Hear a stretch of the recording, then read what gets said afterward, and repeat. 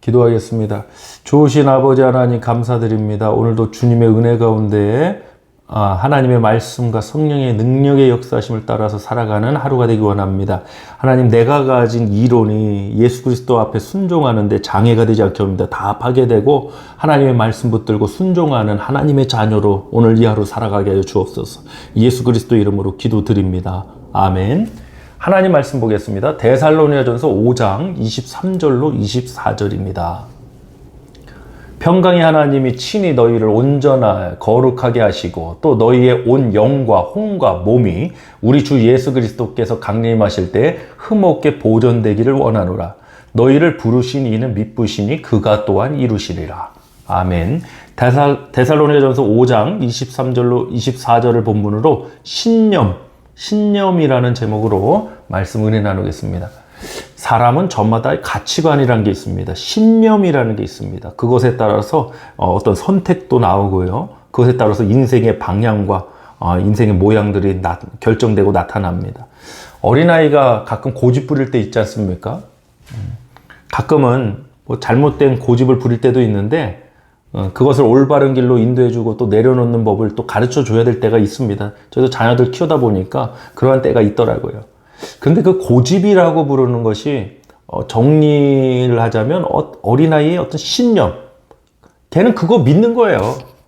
그게 옳다고 생각하는 거예요. 그래서 그렇게 하는 거예요. 근데 어른들 볼 때는 이제 고집으로 보이죠. 말도 안 되는 얘기를 보이죠. 근데 막 우겨요. 맞다고 우겨요. 그 아이의 신념이자 그 아이의 굳건한 믿음인 겁니다. 신념이라는 뜻을 사전을 찾아보니까 굳게 믿는 마음, 확신이라고 번역이 돼요. 굳게 믿는 마음, 확신. 그게 신념이에요. 여러분의 신념은 무엇입니까? 여러분, 이 신념이라는 게 무서운 게요. 홀로코스트, 나치의 히틀러 같은 사람, 신념이 대단한 사람이었습니다. 그의 잘못된 신념 하나가 독일 국민들에게 어마어마한 악영향을 끼쳐갖고 나치당을 만들고 그 나치를 통해서 어마어마한 생명이 학살되는 끔찍한 비극을 낳았어요. 신념이라는 거는 강력합니다, 여러분. 내가 굳게 반드시 지키겠다는 게 신념이거든요. 저와 여러분 믿음의 사람들입니다. 믿음을 지키는 것은 선한 싸움이라고 그랬습니다. 우리는 믿음의 사람으로서 상향의 모습과 모델들은 다양하겠지만 결국에 우리는 믿음의 사람으로서 이런 상황에 놓입니다. 믿음을 지킬 것인가 아니면 자기 자신을 지킬 건가, 이런 싸움에 놓일 때가 있어요. 근데 여러분, 이 사실을 아셔야 돼요. 믿음을 지키는 것이 우리 자신을 지키는 길이에요.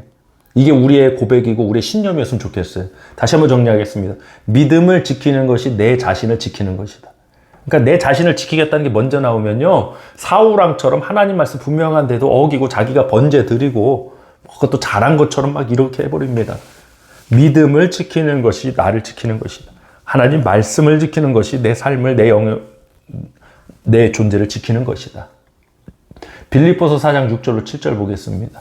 아무것도 염려하지 말고 다만 모든 일에 기도와 간구로 너희 구할 것을 감사함으로 하나님께 아뢰라. 그리하면 모든 지각에 뛰어난 하나님의 평강이 그리스도 예수 안에서 너희 마음과 생각을 지키시리라. 아멘. 우리 스스로 자신을 지키려고 하면 할수록 여러분 못 지키고 불행해집니다. 사망으로부터, 사단의 위협과 유혹으로부터 우리 스스로 지키려는 노력 이제 그만두십시오. 우린 믿음을 지키십시오. 우리가 믿는 도리인 예수 그리스도를 굳건하게 붙잡으시길 바랍니다. 그 예수 그리스도로부터 오는 하나님의 평강이 우리의 마음과 생각을 지켜주십니다. 본문 23절 보겠습니다.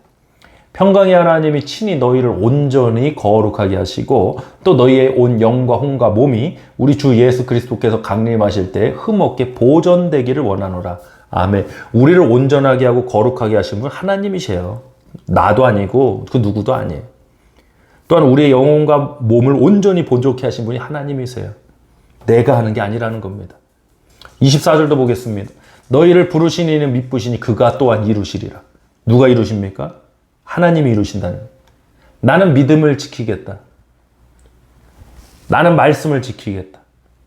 여러분, 이 신념입니다. 그리고 또한 하나님이 이루신다는 믿음을 가져야 됩니다. 하나님이 이루실 것을 믿기 때문에 우리는 그분의 말씀을 믿고 지키는 거예요. 하나님이 이루신다는 믿음이 없으면 흔들리겠죠. 말씀을 듣고도 요동치겠죠. 그러나 하나님이 이루신다는 것을 믿으시는 분들은 하나님이 말씀하신 것을 어떤 상황, 어떤 조건, 컨디션 돼도 그 말씀을 믿고 순종하고 나갈 수 있습니다. 저와 여러분이 그러한 신앙의 삶을 살아가길 간절히 원합니다. 다시 한번 말씀드리지만 한 사람의 신념이 끔찍한 일도 김일성이나 히틀러처럼 끔찍한 일, 오늘날도 그런 잘못된 신념을 가진 사람도 분명히 있고 보입니다. 그러나 또 올바른 신념을 가진 사람이 나라와 민족을 살리기도 합니다. 여러분은 어떤 신념을 가진 존재들입니까? 우리 자녀들은 어떤 신념을 갖고 살아가고 있습니까? 정말 우리 모두가 하나님의 말씀을 통해서 믿음의 신념, 하나님이 이루신다는 그 확고한 신념 가운데 거하는 저와 여러분 모두가 되실 축복합니다. 기도하겠습니다. 좋으신 아버지 하나님 감사드립니다. 하나님의 말씀을 믿습니다. 하나님의 이루심을 믿습니다. 이것이 우리의 신념이고 우리의 고백이길 원합니다.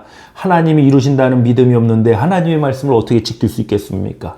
하나님이 창조하시고 하나님이 오늘도 우리를 구원하시고 하나님이 이루신다는 확고한 믿음 가운데 우리 성도님들 오늘도 올바른 신념 가운데 믿음 가운데 살아가게 하여 주시옵소서. 한 사람의 신념이 많은 생명을 죽이고 나라를 무너뜨리기도 하지만 한 사람의 생명이 나라를 살리고 민족을 살린 역사도 되었습니다. 오늘 우리 엎드린 교회 모든 성도들이 올바른 신념, 하나님의 말씀의 가치관의 신념으로 하나님의 사람답게 승리하며 나가게 하여 주시옵소서. 예수 그리스도의 이름으로 기도하옵나이다. 아멘.